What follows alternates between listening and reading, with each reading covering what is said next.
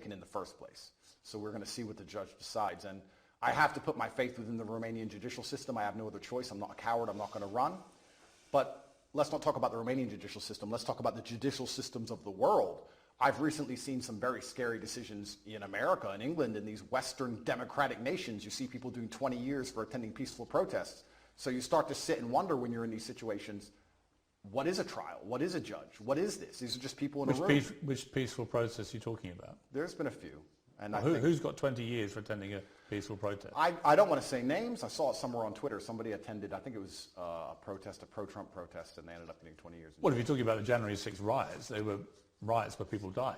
Well, it's interesting. They're not peaceful protests. Well, it's interesting because the world is actually very nuanced. And what I tried... Well, that wasn't nuanced. That was a huge mob of what people I tried to do attacking the US Capitol. Well, what I tried to do is I try to look at a broad spectrum of events, and I try to put things into a nuanced view, and I don't try and take a instant black or white point of view on things.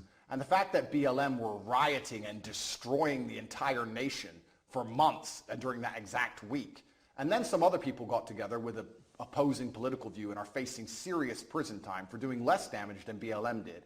I find that kind of scary because people did die. Well, in a democratic nation, we should all be the same under the law. But Andrew, just to be clear, on January the 6th, people died. People died during BLM. I mean, there are certainly inconsistencies in the way groups of people have been policed. I think that's the same. That's the